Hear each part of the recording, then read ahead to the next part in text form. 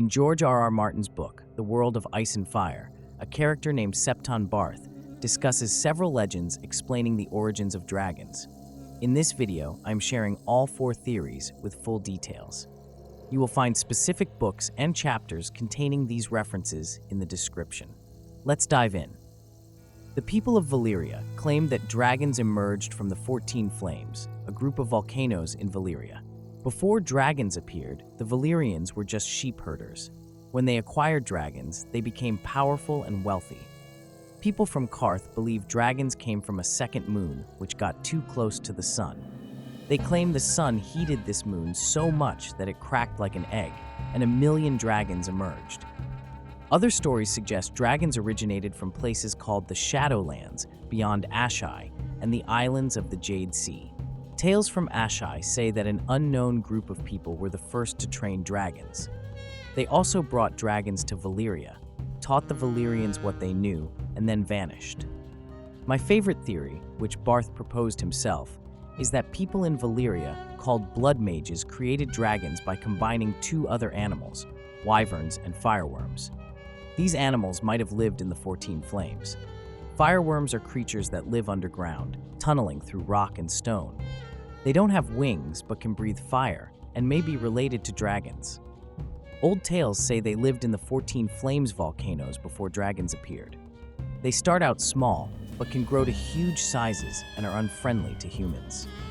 Slaves mining in the 14 Flames sometimes found burnt bodies in tunnels where fireworms had made holes in the rock. Wyverns are vicious reptiles that live in Sothorios. They are related to dragons but smaller and can't breathe fire. However, they are more aggressive, have big wings made of leather, pointy beaks, and are always hungry. Wyverns might have been the reason for the thin population of Sothorios. I like the theory that dragons were created by combining fireworms and wyverns for several reasons.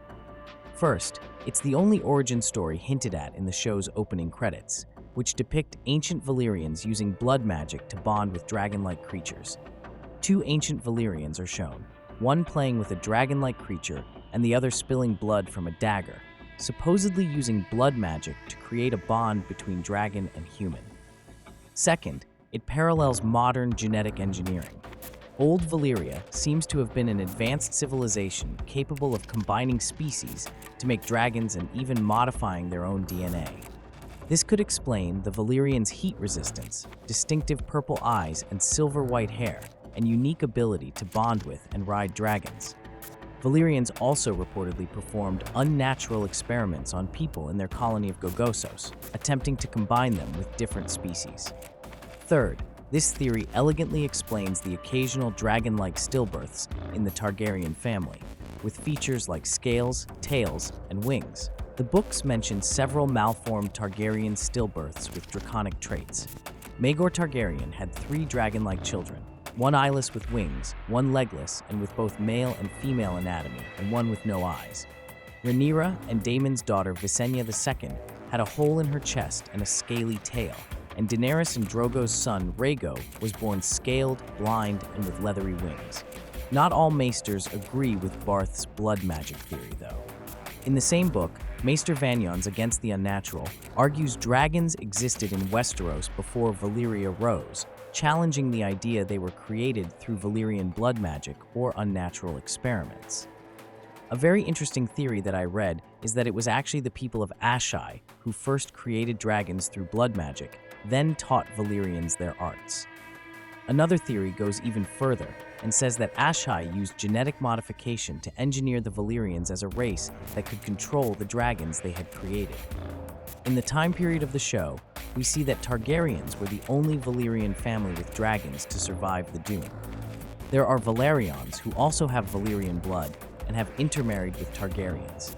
Characters like Laena Velaryon are shown to ride dragons. In House of the Dragon, we will also see dragon seeds who are thought to be the bastards of Valyrian descent.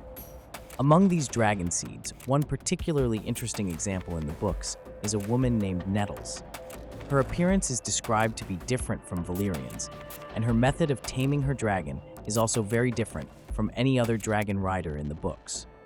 Although Martin has provided multiple theories about the origin of dragons, he does not confirm any as a definitive truth, which makes reading his books feel like a real history book with its conflicting accounts from different people of that time.